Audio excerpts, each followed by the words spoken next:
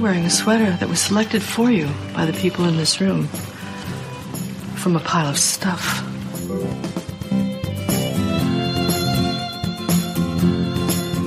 Give me a full ballerina skirt and a hint of saloon, and I'm on board.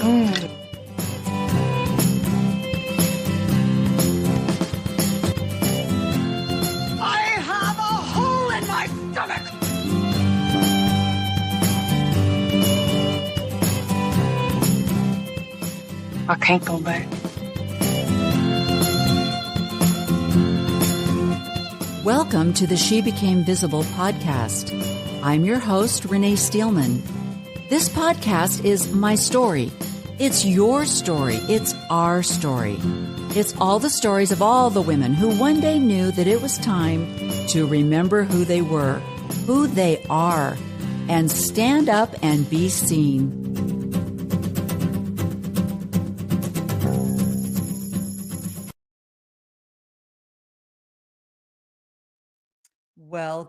Welcome to She Became Visible. It is December 29th, 2024. I cannot believe how fast this year has gone by. It certainly has. I can never figure out, because I'm looking at a different camera. I'm not looking at the camera on my computer, but I'm looking at you. So there we go. So today I'm going to be closing out the year of She Became Visible with my pledge to leave Mormonism alone. And it's going to be very difficult. I think 2025 is going to be a remarkable year for the Mormon Church. And I'm sure a lot of things are going to happen. And I'm sure that there are a lot of things that I'm going to be ranting and raving about. But I don't want that to be my main focus in this podcast, She Became Visible, because I am surrounded by so many wonderful podcasters and influencers who take on the subject of Mormonism, and they do it so well. I feel as though I am just an echo of everything that's already being said. So in the ways of John Larson and Gina Colvin, I'm deciding to put Mormonism aside because I also want to really address, and here's the conflicting thing. The word Mormon is not going to be eliminated from my vocabulary when I do this podcast because it was a part of my life. We spend half of the year in Utah. So I am surrounded by Mormonism, the culture, the people, the visual. I am surrounded by Mormonism. And so I cannot totally escape the subject. But what I want to address is the conflict of women, especially over the age of 50, as members of the Church of Jesus Christ of Latter-day Saints, as they now want to be known as. The only people that call them members of the Church of Jesus Christ of Latter-day Saints are members of the Church of Jesus Christ of Latter-day Saints. All right. The entire world is still addressing this religion as Mormonism, and they will continue to address it as Mormonism, in spite of what Russell Nelson has decided, that it is a vote for Satan if we do that. Nobody believes that. Okay. You can't take away 200 years of a name and an association and expect it to just go away with the declaration of a 100-year-old man. Members of the church who are obedient and do everything that they're told have accepted this. They're trying to stand on their rock, on their soapbox, and correct people when they say it. But the world is looking at them going, I don't know what you're talking about. I'm not going to say that. It's too long. We know who you are. You're Mormons. All right. All right. So that's the way it goes.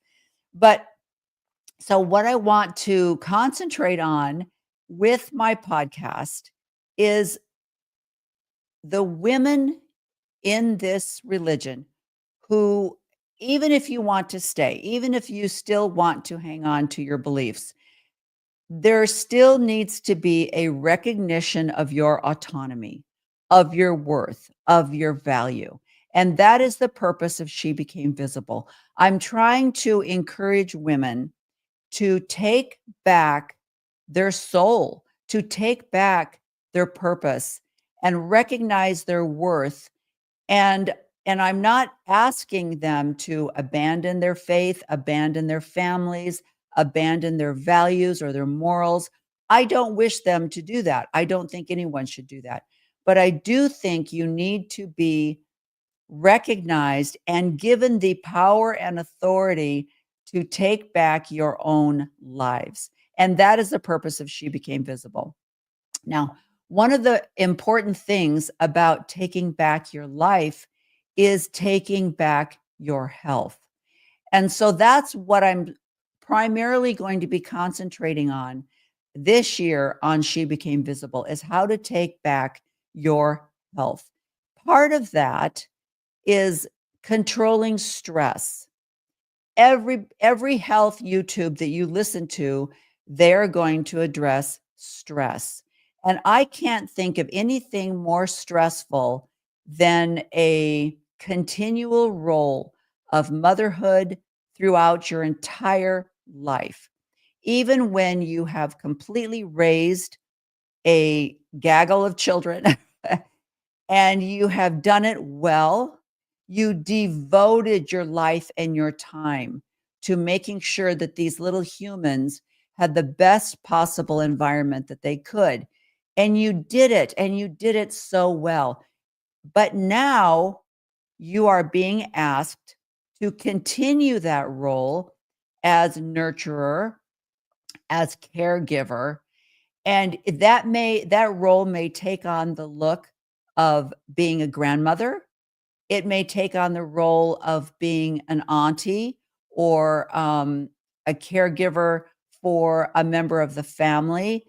And so you never are able to escape that designated position that was given to you by other people.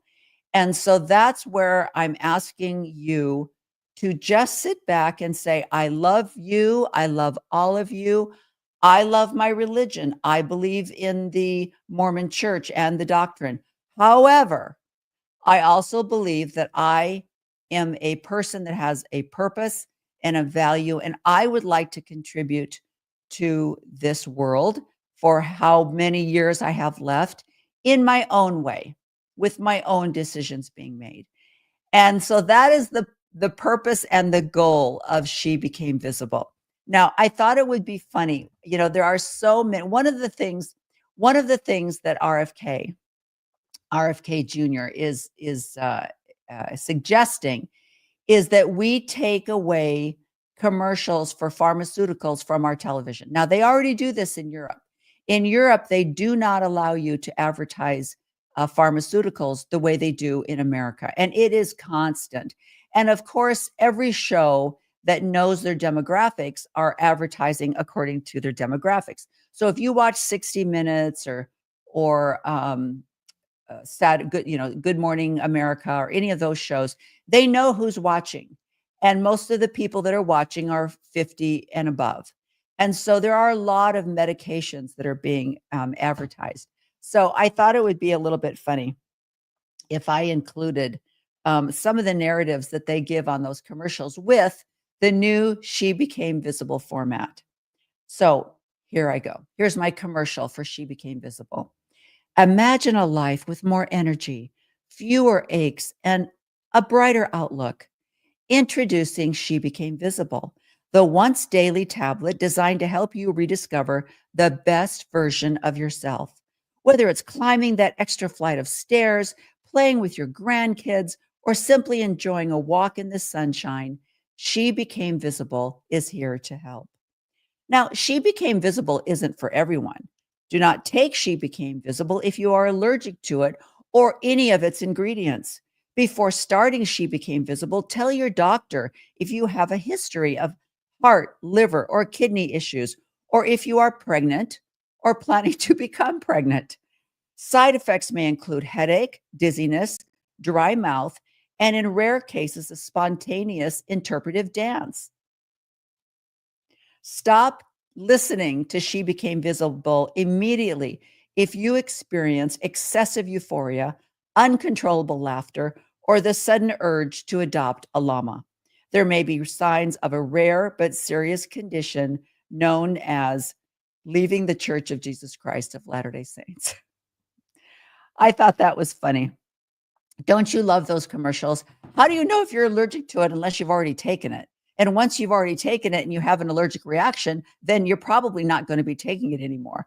They're so crazy. But some of the warnings on these medications are absolutely frightening. Anyway, so today I'm going to be saying goodbye to my anti-Mormon rants by ranting. All right. And what I want to do is start out by telling you, and let me make sure I'm there. And what I want to make sure is I want to explain my journey, how I decided to resign my membership from the Mormon Church. Now, I was a member of the church from the time that I was 12 when my parents, my stepfather and my mother joined the church, and my brother, who is 3 years older than I am, and I were also baptized. He was 15, I was 12. We didn't really have a choice. And of course, as a 12-year-old girl who was absolutely boy crazy, I thought these young missionaries that were coming over to the house were the bee's knees. I mean, they were just like, this is the best thing that's ever happened to me in my life. Yes, bring on 2 more, please. And so, and it was interesting because I think I've mentioned this before. There was a family, the bishop of the ward that we were being baptized into had a very handsome son. And he actually baptized me. So I was just like, oh, this is fabulous. So that's where I was at 12 years old. But I jumped into it because I immediately met my best friend at church, and she and I were inseparable. She just lived down the street. There weren't a lot of members of the church at my school, and she and I hung out together, did everything together, talked on the phone, and it was glorious. It was absolutely glorious. Then when I was 17 years old, my father got transferred to the Pacific Northwest. I grew up in just south of Chicago. And so the great thing about the church is when you move, you already have a built-in community. You already have friends that are commanded to love you and take you in. And so I met 3 new best friends. Unfortunately, they attended a different high school, and I was the only person in my little gang, in my girl group, that went to this particular high school that I graduated from. And so, but they were all bridesmaids in my weddings, and we all got married the same year, and we all had a large family between 5 and 6 children, and it was great. It was a wonderful, and I was completely absorbed in the church. It was everything in my life, my friends, um, my activities, what I did with my children, how I raised my children. It was everything. And if you listen to a lot of the podcasts and influencers who have left the church, they will talk about things that made them go, hmm. And one of the things that is very strong and big in the ex-Mormon world is temple experiences. How they went to the temple for the first time and they were like, "Wait, what?" And that wasn't my experience because I was raised in a home that kind of already believed in the woo-woo stuff. There were a lot of beliefs in ghosts and spirits, and the Methodist faith that I was raised in before I was 12, um, I already had a strong belief in Jesus Christ. And my family, a lot of families played board games. My family played the Ouija board. And so I was not uncomfortable with this. I also love Halloween. I love costumes. And so the whole temple experience for me was one big Halloween party with ghosts and ancestors on the other side. And it was like, woo, this is fabulous. That's how I took it. And so Joseph Smith and angels I never thought of it as anything but a spiritual experience. And so what really started to crack my faith was my experience with patriarchy. As I grew and as I developed and as my frontal cortex developed and I began to question the men who had authority over me, who had authority over my husband and my family and my children. And I recognized them as flawed individuals, but they had a lot of power and they had a lot of respect. And there was a lot of times when I was like, you're not a good man. And everyone knows you're not a good man. And yet, why are you the stake president? Those kinds of questioning. So the beginning of my leaving the church began with this book, David O. McKay, The Rise of Mormon Modernism. Now, this is a book written by Gregory A. Prince. Fabulous, fabulous man. Let me show you a little bit. I'm going to get back to this later, but Gregory Prince is an American pathology researcher, businessman, author, social critic, and historian of the Latter-day Saint movement. If you're not familiar with Greg Prince, he's written this fabulous book, David O. McKay. He's also written this fabulous book, Gay Rights and the Mormon Church. I highly recommend that you read that. And he's written quite a few other books. And I read Greg Prince's book because I was starting in about 2020, I was starting to hear about John Dehlin and Mormon stories. But being a faithful member, I was not going to listen to anti-Mormon things. So I thought, well, if I'm going to listen to John Dehlin, I'm going back. I'm going back to some of his broadcasts from 2015 when he first got started. And I think it was even earlier than that. And Greg Prince was one of his first guests. Now, at that time, John Dehlin was still a member of the church. So his podcasts, his Mormon stories, were very apologetic. And I thought, well, this is great. I need to hear the other side.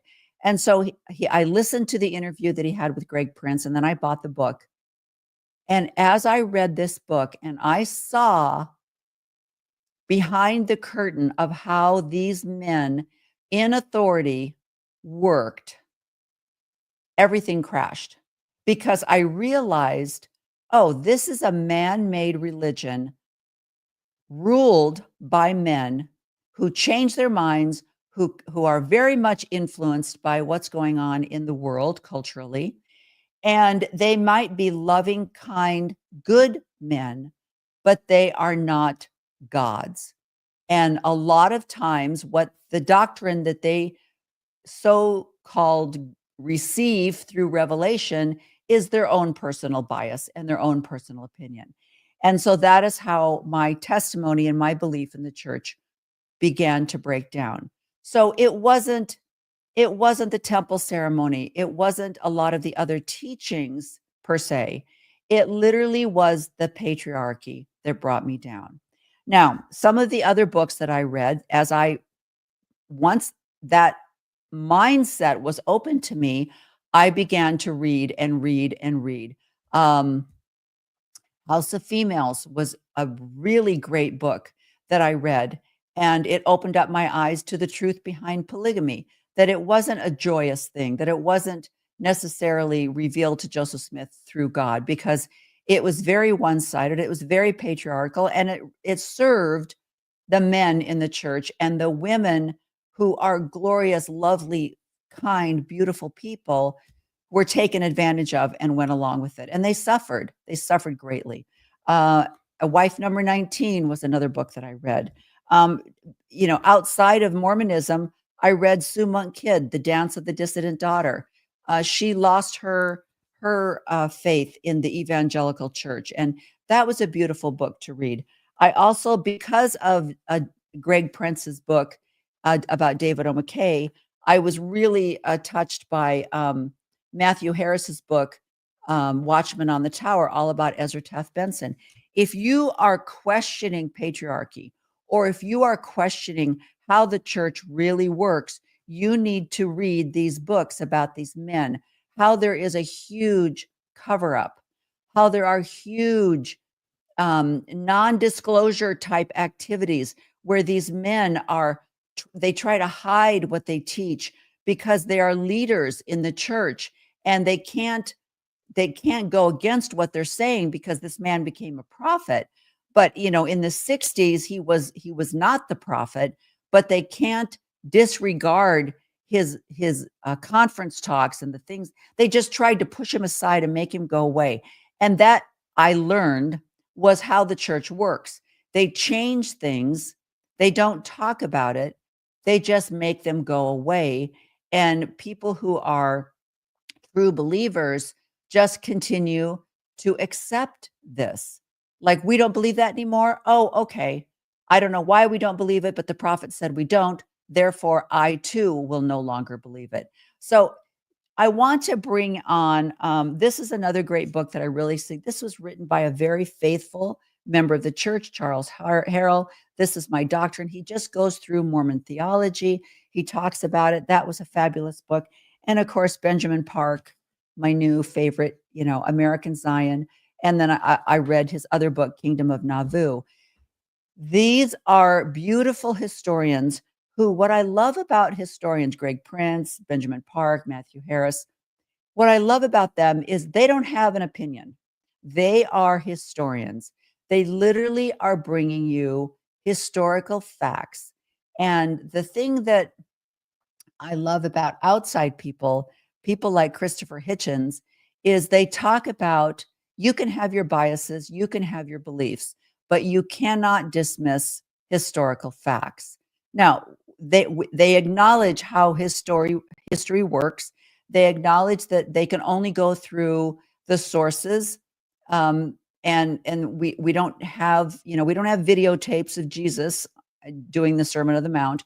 We don't have people with their cameras, recording Jesus talking. We have to rely on history, and history is flawed, and history can be changed, and they acknowledge that. And that's the other thing that I love, is when you can acknowledge changes and you can acknowledge mistakes, that's truth to me.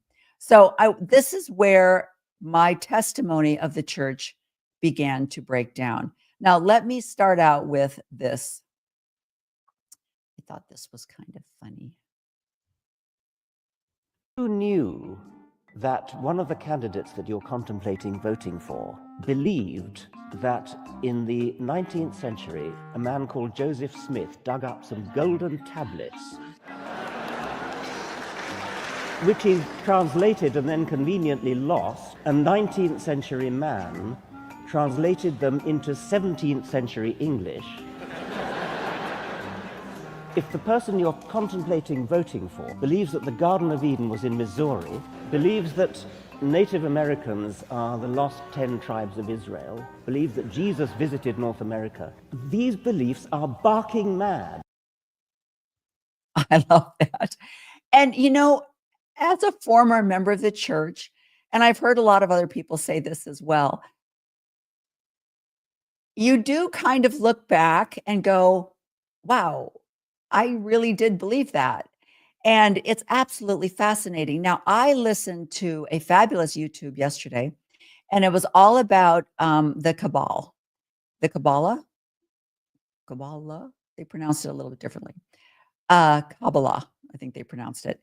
And the mysticism of Judaism, and how Joseph Smith was absolutely entranced.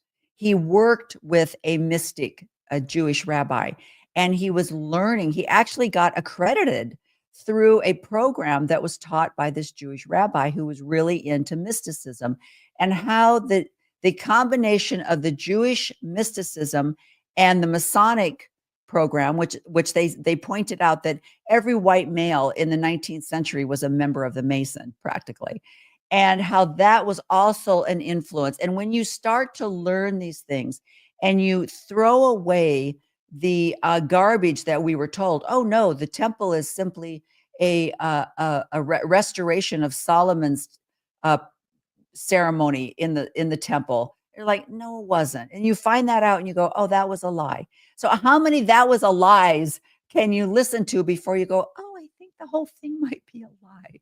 But I want to talk to you. I want to just give you a little taste of some of the things that I learned when I threw away my belief in a man-made program and started to understand how theology in general works and how religion in general works. And I want to start out with a little philosophy by Nietzsche. All right. Let's talk about Nietzsche and his teachings of religion. So I'm going to bring you.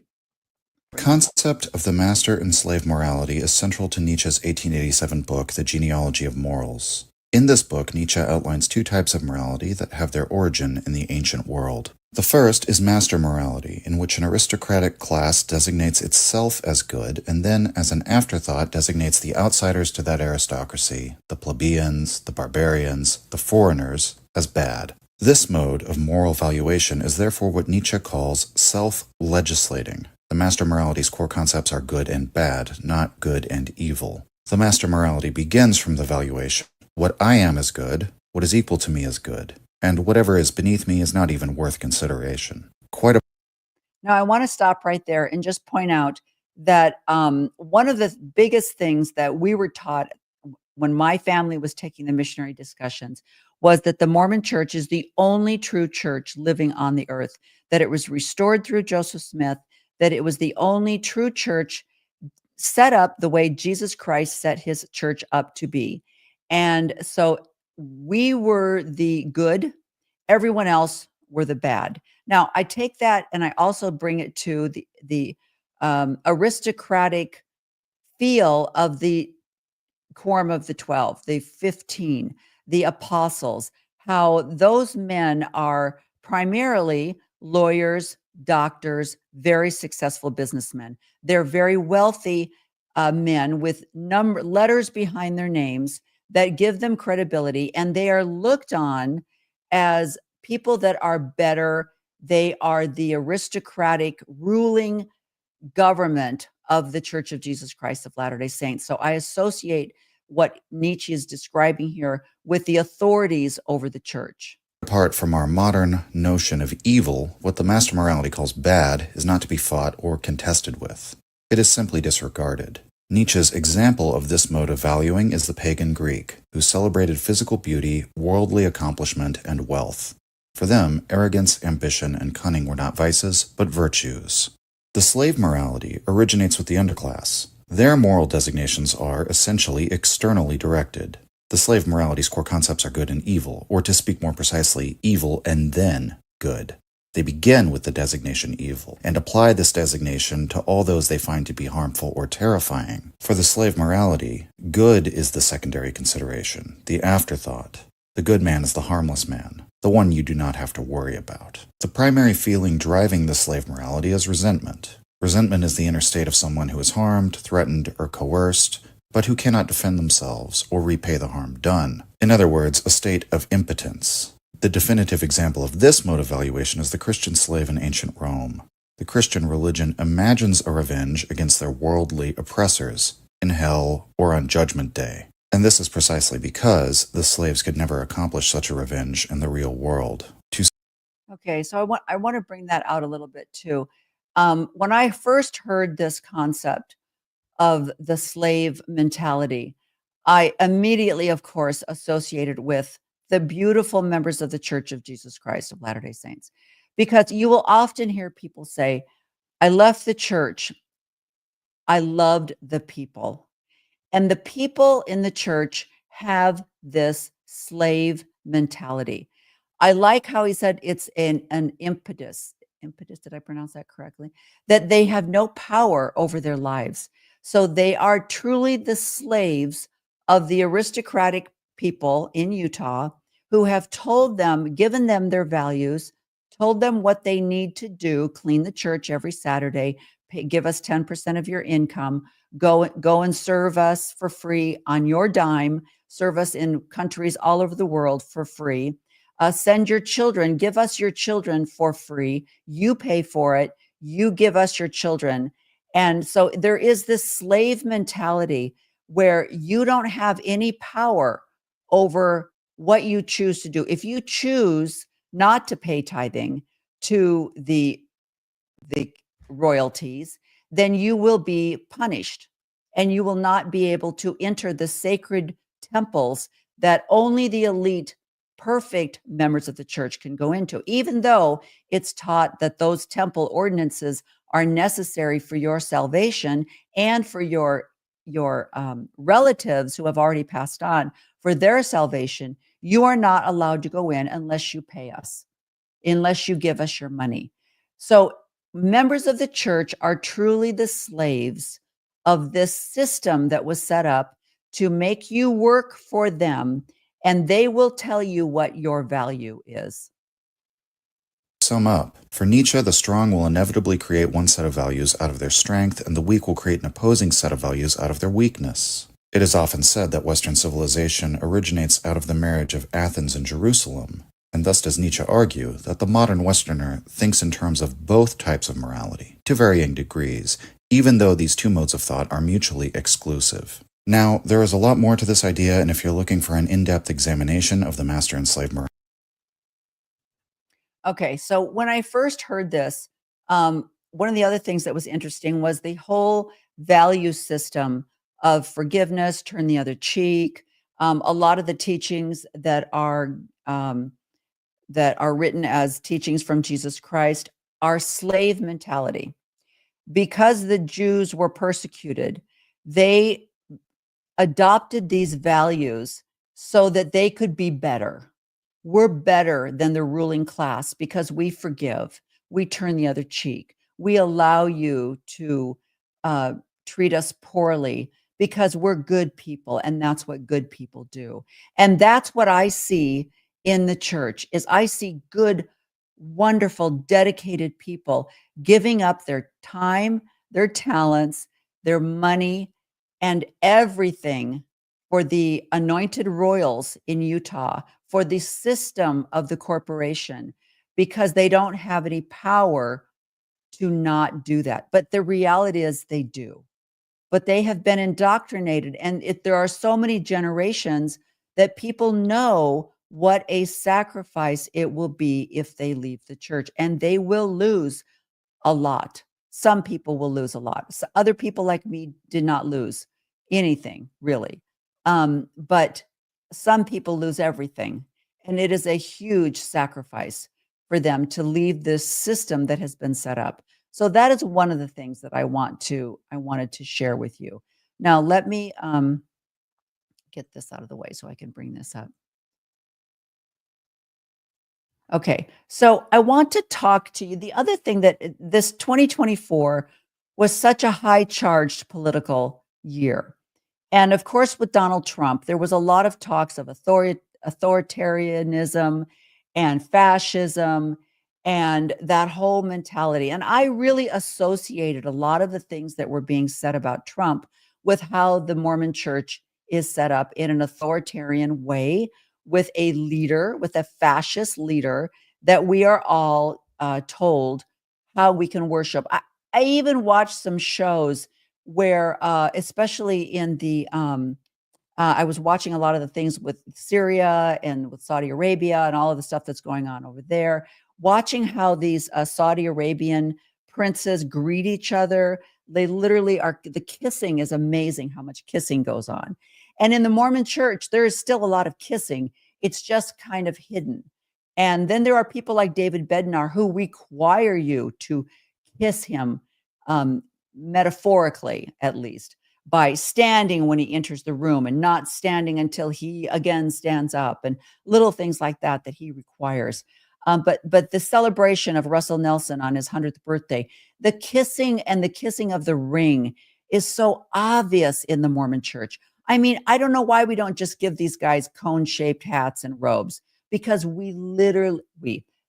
Mormons literally worship these people as spokespeople for God. So let's talk a little bit about fascism.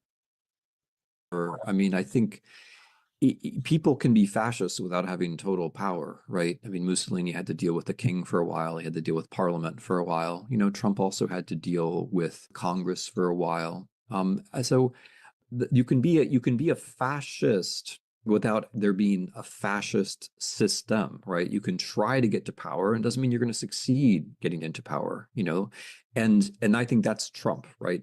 But the most meaningful part of Trump from the first time, which I don't think people necessarily remember, is all the lying. And if you're a Trump supporter, it's hard to remember that because you probably believe the lies. And if you believe the lies, you can't remember them as lies. Right. And the most important lie, of course, was the lie that he won the last election, which was a big fascist scale lie. He clearly crossed the threshold there. If you count the legal votes, I easily win. If you count the illegal votes, they can try to steal the election from us. If you count the votes that came in late, we're looking at them very strongly, but a lot of votes came in. And the moment his supporters used violence, and he supported them for using violence to stay in power, he was crossing another really big threshold. But all that said, I think, with this is unfortunately that passage just prologue for what can come next. Okay. When you believe the lies, you forget that they were lies. And that's what I see the Mormon Church right now is struggling. They are losing membership because we have the internet. We have access to truth. We have access through fabulous historians, as I showed you. We have books like this that are acknowledging truths. And so the lies are being unveiled. And so it's frustrating for me to listen to people who, when the church changes its doctrine, they completely just make it out. It's the greatest. Honestly, if you wanted to study gaslighting, you should study the Mormon Church, because they have perfected this skill, this tool called gaslighting, because they will change their doctrine, they change their belief, they publish it in a handbook, they send the handbook out, the people read the handbook as scripture, and they accept it unquestionably, which is frightening. So the perfect example for that is this, as I mentioned in my last podcast, the church alternates every year studying one of their scriptures. So we just, I gotta stop saying we. The Mormon Church just completed the Book of Mormon in 2024. In 2025, they will be studying the Doctrine and Covenants. Now, this was written by Joseph Smith. And if you don't believe that a 19th century man wrote scripture in 17th century English and that he was just an unlearned farm boy, then you need to go back and read the Doctrine and Covenants, because this is the same person that wrote the Book of Mormon. And so they're going to be studying this. And so in preparation for this study, they have come out with a children's version so that you as a family can sit down and with your children study the Doctrine and Covenants. And one of the subjects that they have to discuss is polygamy. So they came out with this children's version of how to explain polygamy to your children. And it has gotten, I mean, there's an article in I believe it's going to be the Washington Post or the New York Times, because it is so obviously gaslighting and it's lying. And so I talked about this in my last podcast, but we're going to go back. We're going to go back and we're going to talk about this. So let me go back. So this is the new polygamy thing, the cartoon that has been developed to teach your children. And it starts out by saying, while the prophet Joseph was studying the Bible, he read about prophets like Abraham and Moses, who had been married to more than one wife. Joseph wondered. Now, first of all, let's talk about, I mean, we don't have time to talk about, they weren't married. Okay. Marriage in a presentation, a current presentation of what the meaning of marriage is. When you hear the word married, you think of Moses and his wives, or Abraham and his wives, going before a clergy member and being told, do you accept, Rebecca as your wife? Do you accept Leah as your wife? I do. Do you accept Moses as your husband? I do. You are now married in the eyes of God, blah, blah, blah. That's not, it was a property acquisition. All right. It is taking property from the father? Why do you think the tradition in America is you have the father walk the daughter down the aisle and give her away, give her to the husband? This is all the pagan tradition of property being transferred onto the new owner. So stop saying they were married, all right? And so anyway, so that's the beginning of this crazy lie. The Lord said that usually a man should have only one wife, but sometimes the Lord commanded his people to be in marriages of one man and more than one woman. I don't know. Okay. I don't know if that's true. I don't think that's ever been true in America. Maybe in some tribes, okay, in other parts of the world. But in America, at this time, it was illegal to be married to more than one woman. So this starts the whole, anyway, this is the slide presentation that they have for the children now. And so it goes on. Joseph taught the 12 apostles about plural marriage. It was hard. It was really hard for those old men to marry those 15-year-old little girls. Doggone it, even though she really was cute. But they just were doing what God told them to do. And so, it just goes on. In 1890, the Lord told Wilford Woodruff, the president of the church, that men should not marry more than one wife. The leaders of the church shared this commandment with the saints. This is still the Lord's commandment today. Now, if any of you have studied church history, you know that in 1890, that was all a facade. They were trying to become a state and they had to give up polygamy in order to do that. So they put out this fake message to the saints. All right, fine. We won't do polygamy anymore. Okay. Will you make us a state? All right, go down to Mexico and start your own community. You go up to Canada, get as many women as you can. We are not stopping this polygamy thing, but we don't tell anybody. It's a secret. Okay. That should be part of the Mormon. Everything that they say should start out by saying it's a secret. Okay. Because it was illegal and it was fake. It took, I think it was in 1920 before they finally came out and said, fine, we won't do polygamy anymore, but we'll do it in the next life. We'll do it in heaven. We'll show you. And so it's anyway, but again, the beautiful Benjamin Park addressed this, why the church can't let go of polygamy, because they put it in their freaking scriptures. All right.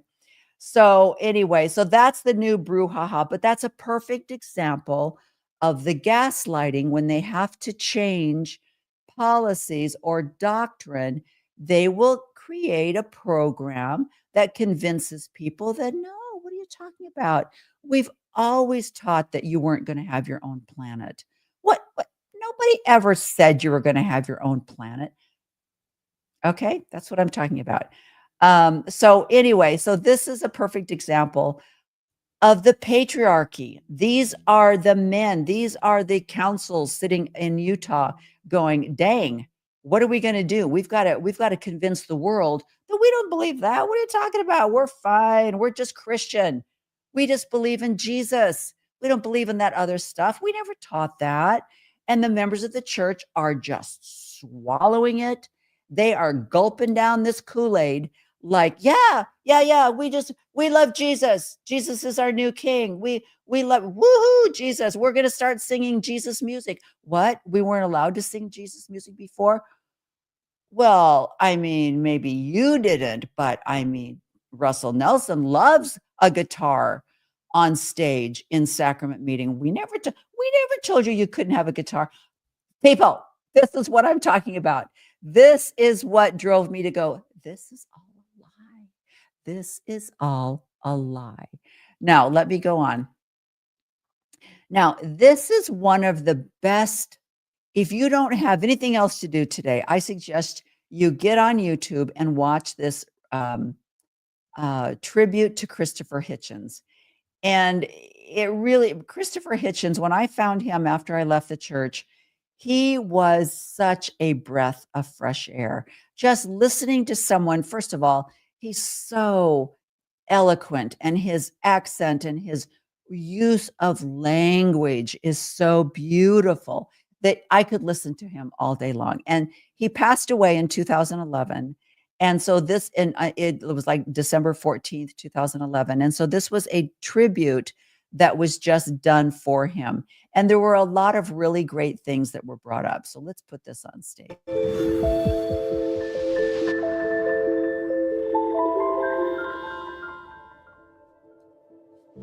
Hello, and welcome to a special holiday edition of the Origins Podcast. I'm your host, Lawrence Krauss. This episode contains the video of a very special event that happened December 14th at the Royal Geographical Society in London. There, we celebrated the life of the remarkable Christopher Hitchens, and I did it with three remarkable people on stage with me: Stephen Fry, Richard Dawkins, and Douglas Murray. At that event, we celebrated Christopher's life through a series of reminiscences and then an open dialogue between all of us about modern topics, trying to reflect on the thoughts Christopher would have about what's going on in the world today. And after that, we took questions from the audience. It was a remarkable evening, celebrating a remarkable man. Christopher was a beacon of light in a world that was dark even then, and maybe having gotten darker since then. And in fact, it was appropriate to celebrate what we call, and by we, I mean the Origins Podcast, the Origins Project Foundation, in partnership with Atheist UK and also the How To Academy in London. We celebrated Hitchmas. After all, Christmas really adopts the celebration of the solstice, the pagan celebration of the solstice, bringing back light to the world as the darkest night passed and each day got longer again. And it seemed particularly appropriate to celebrate it for someone who brought such light to the world. I know many of you have been anticipating this video since I first announced the event, and I'm incredibly excited to be able to provide it here for you as a special holiday treat. Okay, so I'm going to fast forward to the parts that I really loved, and I'm going to give you some quotes that I very quickly tried to write down, so I may not have gotten them directly, but I just thought some of them. So let me fast forward here to one of the first things that I loved. We're going to go to 38. Listen to Stephen Fry. He's so fun to listen to. Something else. Think about what it is. And in that sense, everything about Christopher was this. Don't trust what you hear, examine it. Find out what the thing itself is that is being talked about, whether it's a war, whether it's an opinion, whether it's a faith, whatever it might be. That he did have one big hole, one huge hole, I thought, in which I was quite pleased which was that he didn't really seem to value or understand that much, and maybe you'll put me right here, about music. Okay, so what he's saying here, and I love what he said about question everything that you hear. Question everything, whether it's about the war, whether it's about the economy, whether it's about your health, whether it's about the newest diet trend, or the newest exercise program. Question everything and do your research. And that is what I loved. I love that Stephen said that about Christopher. And that's the problem with the church has indoctrinated. People have shown the video 50 million times of people saying, once the prophet has spoken, the discussion is over. And people accept that. And you've got to stop using your beautiful human mind that you've been given the ability to use critical thinking skills. Just investigate. Just look at a few more sources. And so let me keep going here. Where are we at? And I when he, we were sort of email. So it was that thing. Question everything. That I wanted to point out. Okay, so some of the quotes talking about original sin.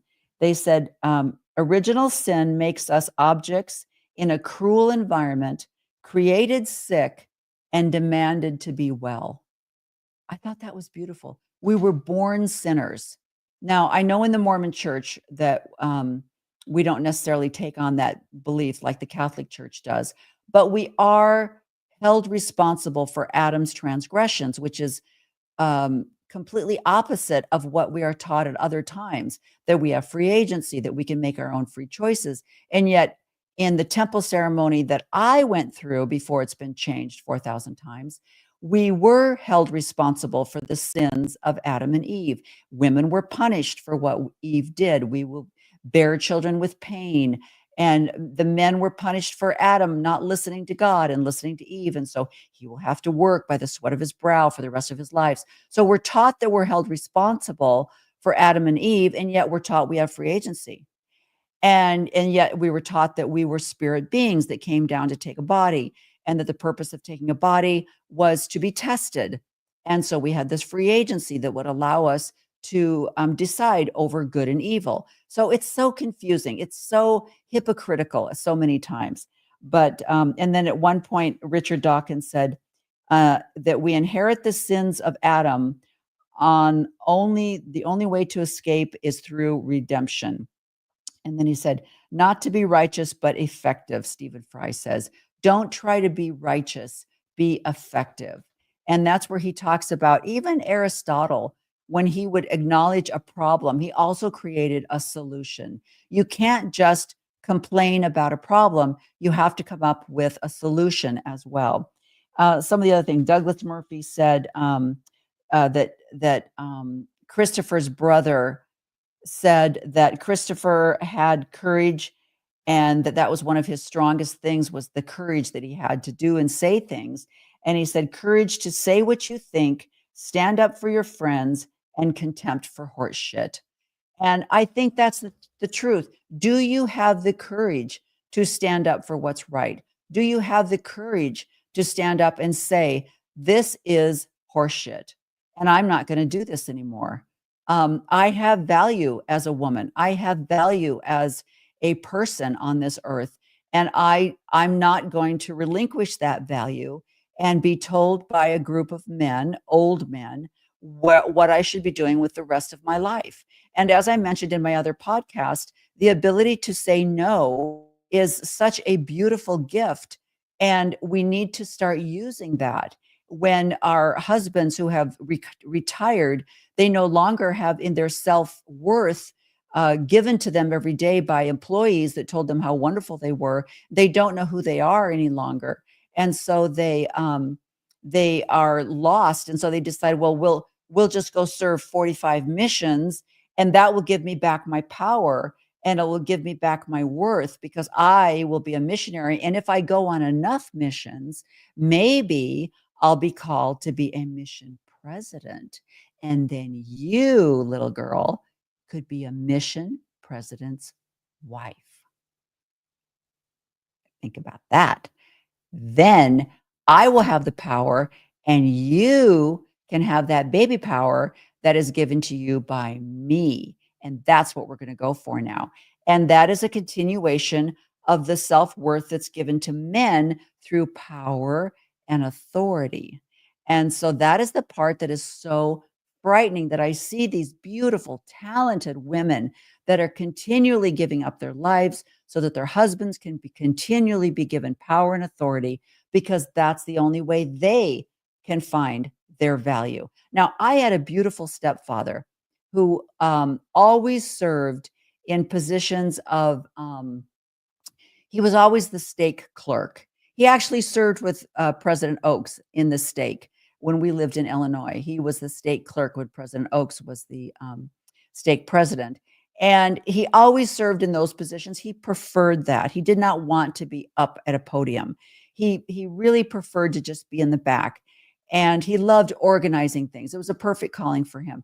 But as he moved and did not have positions of power, he took on, he started building train sets and little villages. And he got with a train group of men who had these trains and the little villages. And he loved that. And he didn't have to be out in the spotlight to find his worth. He just did things that he loved. He started doing woodworking, and he would create things for his grandchildren. And he didn't expect anyone to give him a huge round of applause. He didn't want to be a stake president. He didn't want to be a mission president. He reluctantly served missions because my mother wanted to.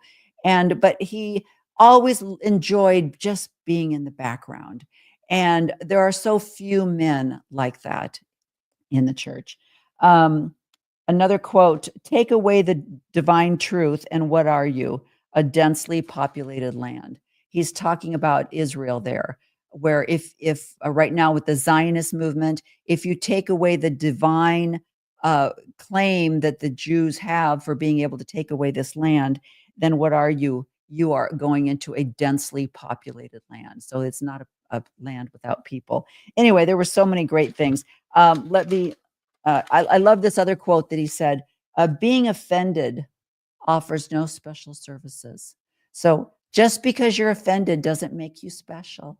And you don't get any certain rights because you were offended. I thought that was really great. Let me move on to, let me go back to this. Let me move on to, we're going to an hour and 10.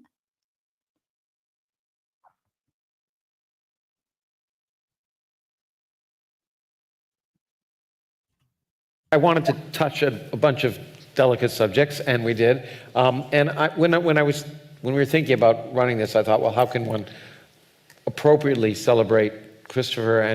And I thought of the three people that I would most admire to do that, and I was so happy that they agreed to be on stage.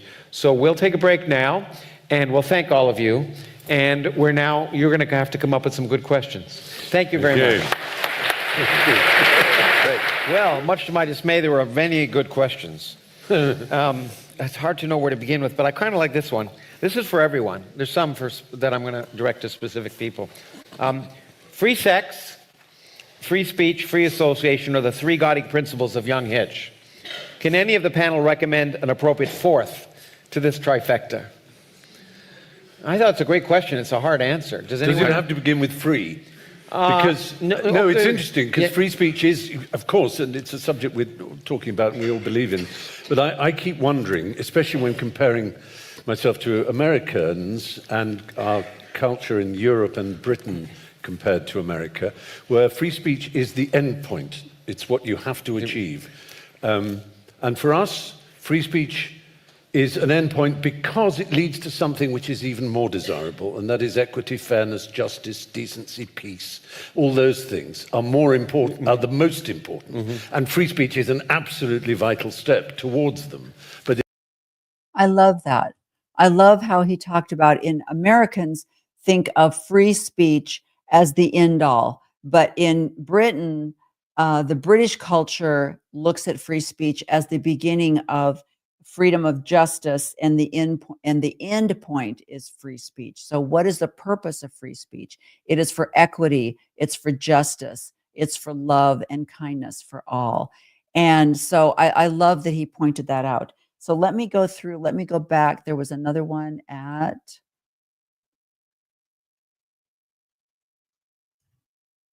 Friedman, whatever his name was.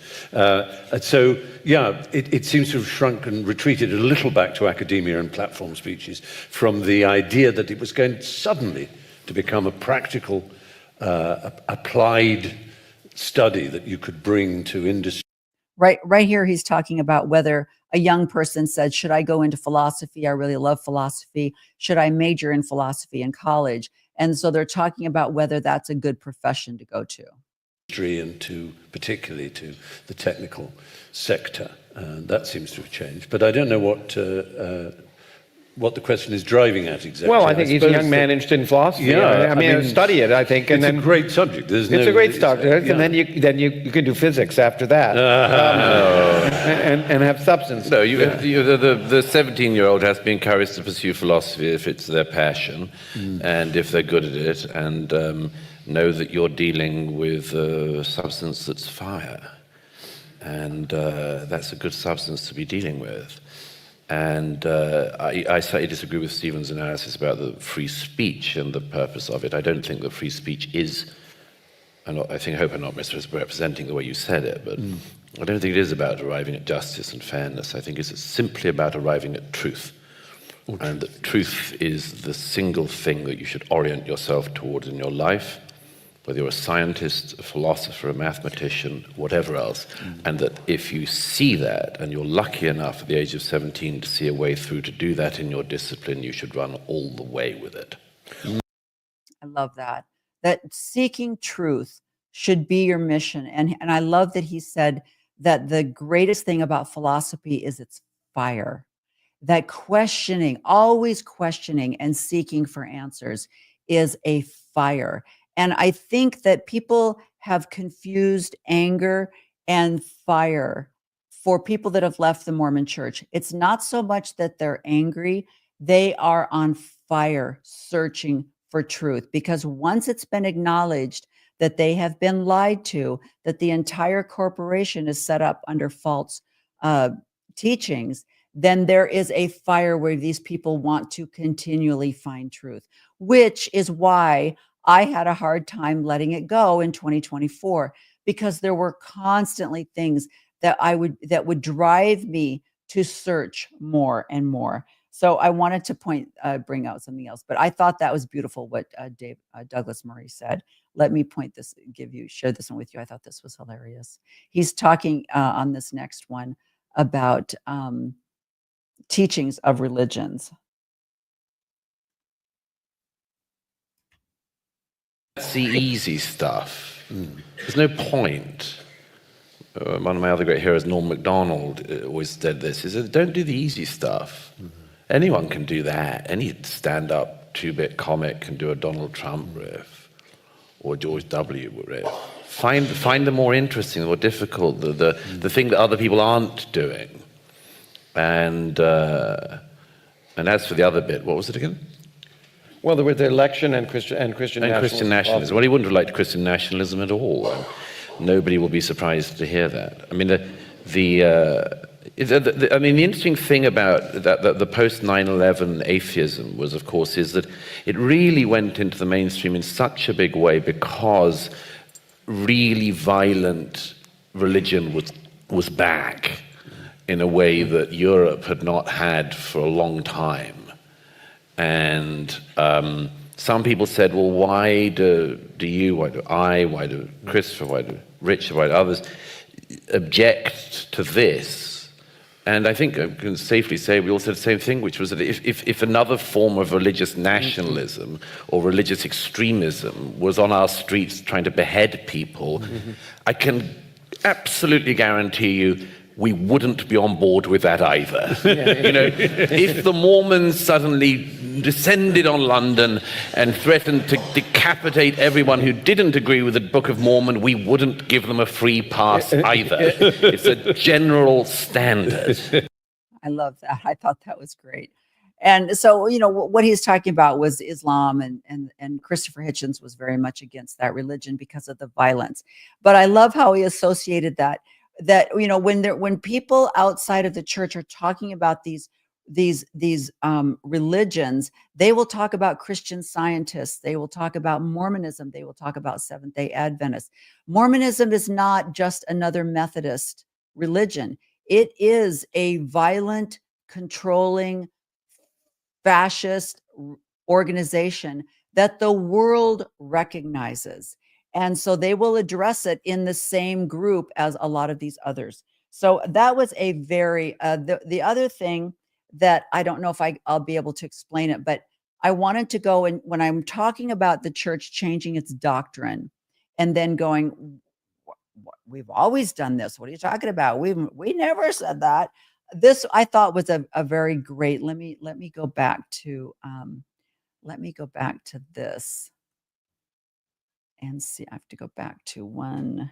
So he's talking about, the question was, who were Christopher Hitchens, some of his favorite authors? And he talked about Orwell and Woodhouse. And he made this, Douglas Murray made this little quote from a book, and it's a fictional book, but I thought it was very good.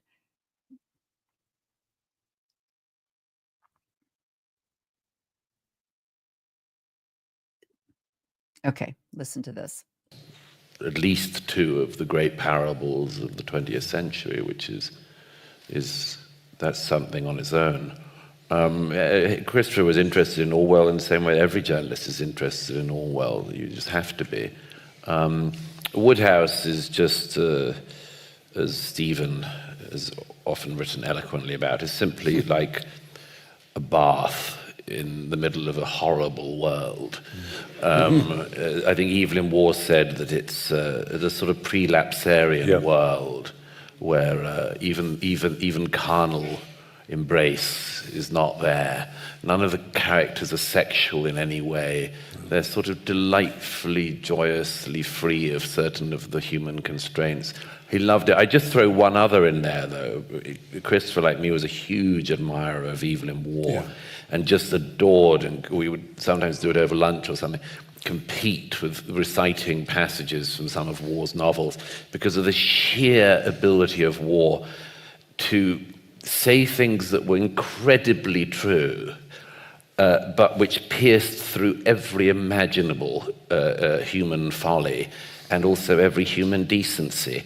I remember there's one passage in, I think it's in Black Mischief or Handful of Dust, where there's a reference to the fact that the natives in a particular area have been moderately civilized by the Catholic Church, but the Catholic Church has had to make an agreement because the area in question has been indulging in eating each other for a long time.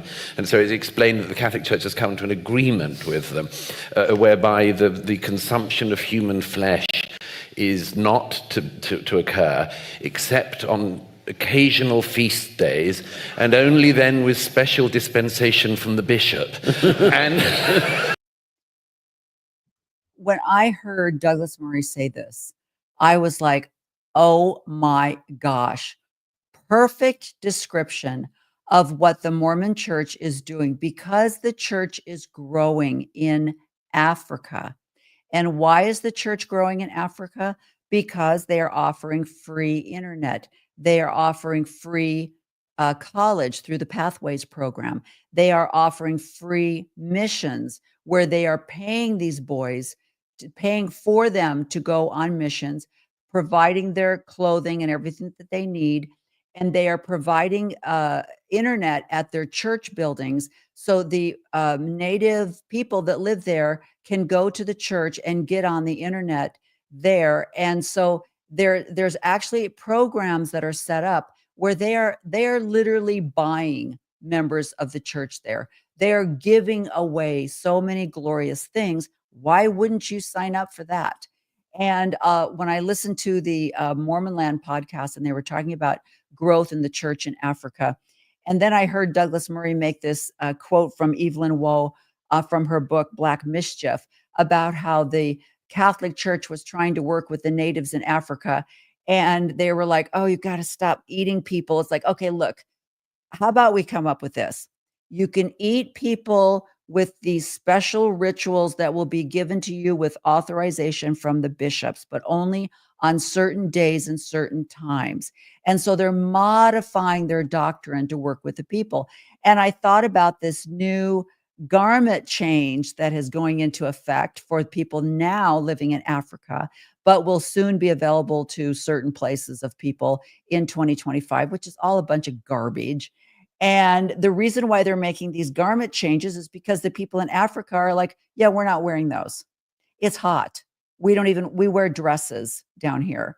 And we're not wearing these weird boxer t-shirt combos that you guys have figured out. So the church is like, oh, you're not? Dang it. Okay, I know.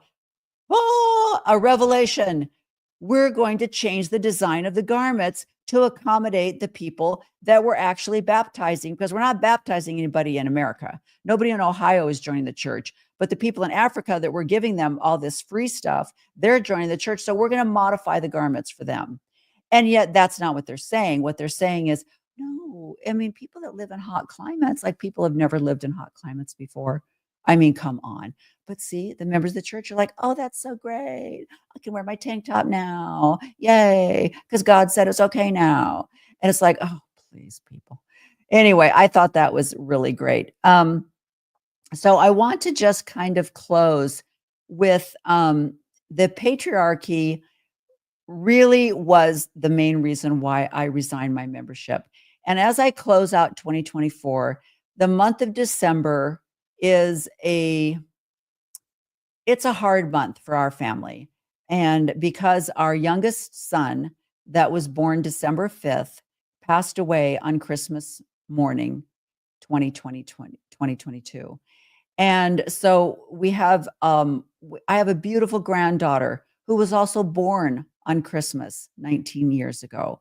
I have another beautiful daughter who was born on December 3rd. And I had a family tradition where I would never put up the Christmas tree until after her birthday. And I remember decorating the Christmas tree when John Lennon was shot, and I was watching TV late at night. And so there were just, and I remember, you know, when my son was born, we were living in a rental home. We had had a lot of financial issues, but I really wanted to make sure that my children had a good Christmas. And so I knew I was pregnant. He was due on December 23rd. Fortunately, he came early. But I knew I had to have Christmas and everything put in place for my 5 children so that Christmas would still be special for them. I remember when my daughter was born, and we were in a different financial place. We were actually in a rental home because we were building a new home. But I had 2 little boys, and I wanted to make sure that their Christmas was fabulous because I knew she was also due sometime middle of December and came early. So I had to have everything in place. When I went into labor with my 6th child, my son, I remember making sure that my daughter had her fabulous little birthday party with her friends on December 3rd, but not feeling very good. I was not feeling good. And as it turned out, I went into labor that night. So December has always been a stressful time of year, a glorious time of year, but a lot of memories of contrasting feelings. And so I shared that with RFM did a special on Christmas Eve, and he asked people to share stories of what Christmas meant for them. And I wanted to share with you, to close down this podcast, of what I contributed to RFM's Christmas Eve special. It was a beautiful program. It went on for a long time. Of course, people talked longer than he asked everybody to do like 3 minutes. And of course, we're Mormons, right? We know how to talk. And so a lot of people went over that time, but I wanted to share that with you to show you how the patriarchy affected me and how I have never looked back after leaving the church. And I feel very confident in my search for truth and in my decision. So let me play that for you. The She Became Visible podcast. She has been waiting so patiently. You look fantastic tonight. Renee, how are you? Thank you. Thank you so much. In fact, I've been waiting so long. One of my earbuds died, so I'm only using one earbud. Power went out. I totally believe you. Yeah. You have been down there a long time. And when I say I down have. there, I mean where the people I can see are in their little squares. Exactly. And I want to start out by saying, Bill, today I am so grateful for you bringing me into this community, because this community, I mean, to follow Marty and Lila and Summer and Martine and my sisters in the ex-Zion world is I'm so grateful for the relationships that I have, because you introduced me into this community. And I just want to let you know that.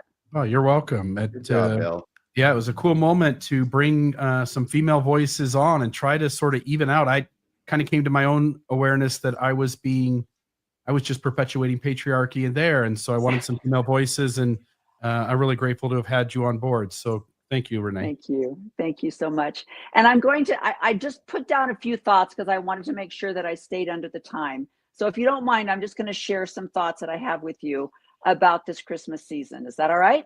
Please. Perfect. All right. So I understand the sorrow and grief that so many feel during this season. For all the lights and carols proclaiming December as the most wonderful time of year, it can also be a time of deep loneliness and pain. If you find yourself struggling under the weight of loss or longing, you are not alone. I want to share my story, not to dim the joy and wonder of this season for others, but to reach out to those who may be searching for connection and understanding during this difficult time. The night my son was born, December 5th, was one of the longest of my life. His heart rate had begun to dip, and what was meant to be a routine delivery turned into an emergency cesarean. When he came into the world struggling, to breathe. The doctors discovered a hole in his diaphragm, a diagnosis that was given to him when I was still in my drug-induced coma. He needed emergency surgery, and before I could hold him, he was rushed to Oregon Health Science Hospital while I remained in a different hospital, tethered to my own recovery. At home, life didn't pause. My other 5 children, ages 9 to 2, needed stability, love, and the promise of Christmas magic. My husband, serving on the Stake High Council, balanced his demanding role with the chaos that had become our reality. I lay alone in the hospital that first night, pain from surgery mingling with the ache in my chest. Down the hall, carolers' voices floated through the away in a manger. The irony wasn't lost on me. I too had a newborn I couldn't cradle, a child fighting for his life. Can you still hear me? Yes, there was just a Okay. brief place where we didn't hear the beginning of that one line. Okay, because my other earbud just died. The irony was lost on me. I too had a newborn I couldn't cradle, a child fighting for his life.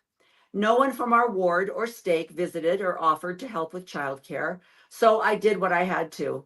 I endured. When I finally brought my baby boy home after a month in the NICU, life picked up at full speed. I was in the pews every Sunday with 6 children in tow, serving in the Young Women's Program while my husband continued his callings and demanding career. December became a whirlwind of birthdays, my eldest daughter on the 3rd, my miracle son on the 5th, and holiday preparations. His severe cerebral palsy, cortical blindness, and wheelchair dependency were challenges we accepted. We folded him into every family vacation, wedding, and celebration, determined to give him a life as full as his siblings. 6 years ago, retirement brought us to Arizona. For the first time, we hired a caregiver who gave us a glimpse of what empty nest life might have been. But caregiving never truly paused, and medical challenges loomed, particularly after a botched surgery during COVID. On Christmas morning 2 years ago, my son took his last breath in my arms. The fire department, 911 services, and neighbors showed kindness, but the church was silent. I had resigned my membership earlier that year, a decision that rendered me invisible in the eyes of leadership. The bishop called my husband, but not me. Despite the absence of institutional support, our family pressed forward, honoring our son's memory. His life was woven into ours, and though his absence left a void, the love we shared remains unshaken. I end this with empathy and understanding. Losing a community because of a faith crisis is so fundamentally contrary to any belief in a loving Father in heaven or the idea of a communal family. To lose a loved one and at the same time, the belief in an eternal family, a system centered on a benevolent and sacrificial atonement, leaves a void that is almost impossible to fill. It creates space for a profound sense of delusionment, especially during a month dedicated to peace on earth and goodwill to men. If you feel the weight of loss, loneliness, or isolation this season, you just know that you are seen. My story is not unique, but perhaps in sharing it, I can extend a hand to those who feel adrift. But remember, you are not alone. And as I said, this community, and I really would encourage all of you to reach out to the ex-Mormon community if you have deconstructed your religion and you are suffering with the idea that maybe the idea of an eternal family is not truth and you feel even more alone. I want you to know that you can find peace in this ex-Mormon community, thanks to people like Bill and RFM. Thank you so much, Renee. That You're was so absolutely welcome. gorgeous. You're wonderful. And I just wanted to share, this is a book that I wrote in 2016, Heaven Sent and Bent. That's my guy right there. And it's just a collection of essays that I wrote about how much I really enjoyed being a mother and the experiences that I had mothering a child that was wheelchair dependent, fed through a G tube, cortically blind, and the laughter, the things that would happen with my other children and the joy that he brought to his siblings. It was just a fun collection to make. And so every time there is some kind of sorrow, just remember that you can find joy. Where can people get your book? You can get it on Amazon. It's still available. And once again, it's called what? It's called Heaven Sent and Bent. So that was a wonderful opportunity that RFM gave me to share my December feelings. And I wanted to let you know that my book, Heaven Sent and Bent, that I wrote in 2016, I wrote this at a time when I was still a true believing member of the church. And I tried to write this book with a religious faith inspired feeling behind it. But it was funny because my editor, she could kind of tell that there was a little bit of hypocrisy going on. She would say, now, who is your audience again? Who are you trying to reach again? And, and so she really, but I found as I went through and wrote the stories that it wasn't so much faith-based as experience-based. Like, for example, the topics of my leopard print tights at the temple, I want to go on maternity leave, me and Janet Jackson, that's chapter 5. So it really isn't really faith so much, but let me see if I can, I want to read a little bit.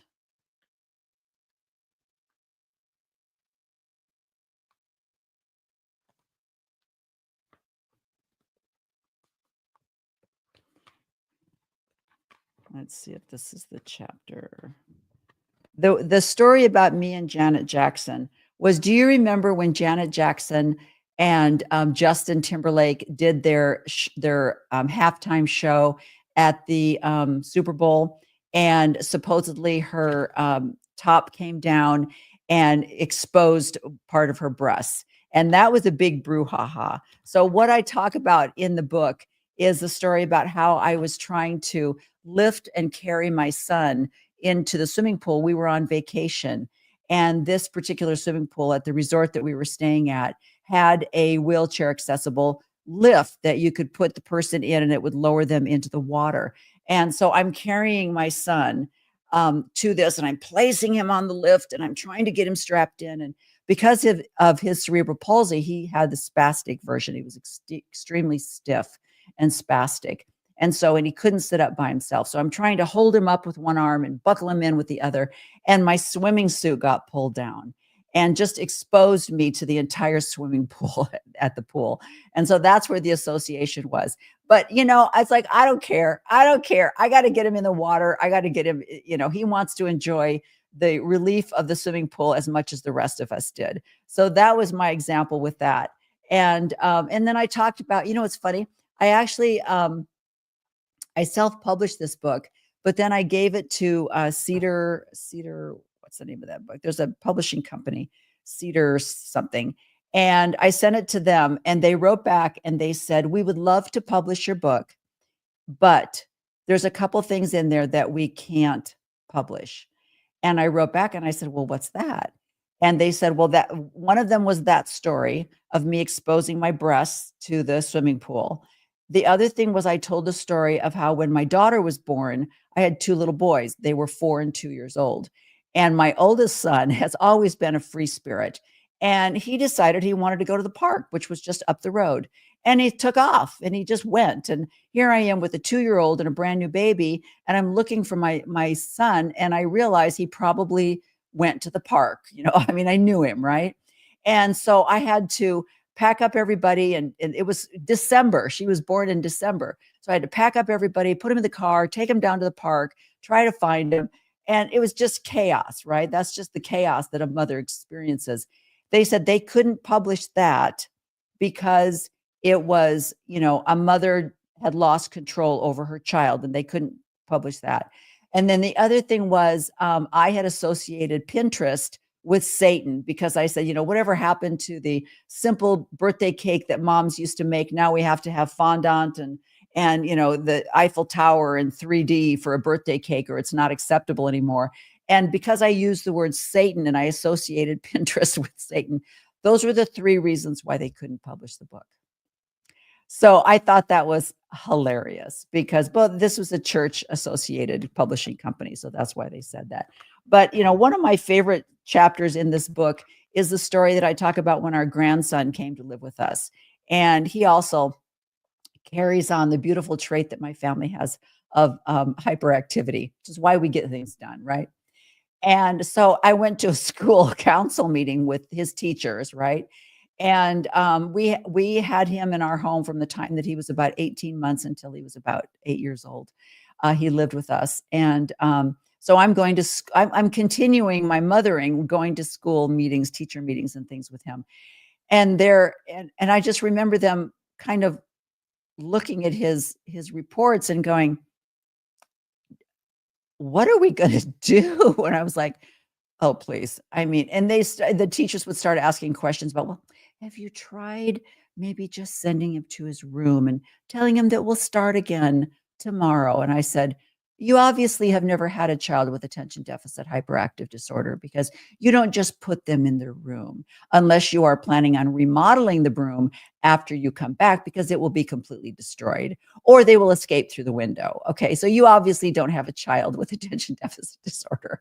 And so I talk about that in the book, and that was really fun. But what I wanted to say was, if any of you are interested in receiving a free copy of this book, what you have to do is just drop me a line, send me an email, gogreydame@gmail.com, and I'll send you a free copy of the book. I'd love it if you would subscribe. As I say along the banner at the bottom of this, I am not a nonprofit organization. I am not doing this for financial gain. I am doing this because I love doing this. So I'm not asking for your money, but what I am asking for is your like, subscribe, and share. The more subscribers I have, the more vision this podcast will receive, and the more I will be able to bring on really fabulous people, very similar to the YouTubes that I listen to all the time. For example, one of the people that I would love to have on my podcast is Dr. Tina Moore. She is a naturopath from Portland, Oregon, and she is one of the physicians that is standing out talking about the new diagnosis of Alzheimer's being called diabetes type 3. She's talking about the new small dose medications that she's giving to treat insulin resistance for people. And she really talks about exercise, hormone replacement, and things that women need. And I would love to have her on my show, but I'm just a tiny little show. But the more subscribers I have, the more I can get people like Dr. Tina Moore to come on my show. Now, I've had some amazing people that have been very generous. Reverend Carla and Tim, can't think of his name right now. I mean, I've had some amazing people. I've had Matthew Harris. I've had Benjamin Park. I've had fabulous people that have been so gracious to come on this show. But as we move the subject from Mormonism to health and women specifically, the audience is going to dim a little bit, and I need more subscribers. So I'm really asking you to subscribe, like, and share. It's just the way the algorithm works. And I would really, it's just so simple. Just boop, subscribe, and you'll get a notification when I'm doing a new podcast. And when you share it with other people, that's how the word gets around. And I love that kind of marketing. My favorite kind of marketing is word of mouth marketing. So that's all I'm asking for you in 2025. Please share this podcast, like, and subscribe. That's all I ask. And so I'd like to close out this year wishing you all a happy new year for 2025. And I hope you will come back and listen. And if you have women in your life that are struggling, menopause was, I didn't even realize what menopause was when I went through it. I didn't have a lot of crisis type behavior. My body managed to transfer over to old ladyish pretty easily. I didn't have a lot of hot flashes and stuff, but I was also exercising at the time. I was also watching my diet at the time. So I have been kind of a health fanatic since I was probably when I started having children, was the biggest thing. And I was really concerned for what my children would be eating and what kind of food I would be bringing into the home as a caregiver and as the matriarch of the home. So that's when I really started, my kids never had cold cereal for breakfast, and we didn't allow soda. And, yes, we went to McDonald's because it was right down the street, and Friday nights was busy and we would take them there as a treat. So, we don't totally avoid fun food, but it isn't part of our diet. And my kids have taken that, and it's lovely to see them carry that forward into their lives as adults. So it's been great that way. But anyway, so as I talk about this, it's going to reduce my audience size. I understand that, and I really need to reach the women out there, especially ex-Mormon women who are taking back their lives. They may need to take back their kitchens. And if you're used to fixing BYU brownies or Campbell's soup in every casserole you've ever made, that's going to be something that's really hard for you to do as the cook and bottle washer in your home when you tell the family, we're not eating like that anymore. And that's not part of Mormonism. To eat well, in spite of the word of wisdom, eating healthy is not part of Mormonism, as shown by the Hulu StreamYard show about the secret lives of Mormon wives and their addiction to swig, which is poison. Okay. It is poison. And so is crumble cookies. I hate to tell you this, crumble cookies and swig are poison. So when you leave the church, you also have to leave swig and crumble cookies. Okay. That may be the hardest part of leaving the Mormon church. So thank you again for joining me. It's been a pleasure, and I can't wait. January 1, my first podcast of 2025, I'm going to be interviewing Lila Tuller, who has a fabulous new book out about dating after 50. That's part of being visible. We're going to talk about it. If any of you watch The Golden Bachelorette, it's a scary world out there for those women who are single, especially over the age of 50. And Lila's going to be sharing her knowledge with us. We're going to be talking about dating over 50. January 1st, 11 a.m. Mountain Time. Join me on She Became Visible. Thank you so much, and have a happy new year. Bye-bye.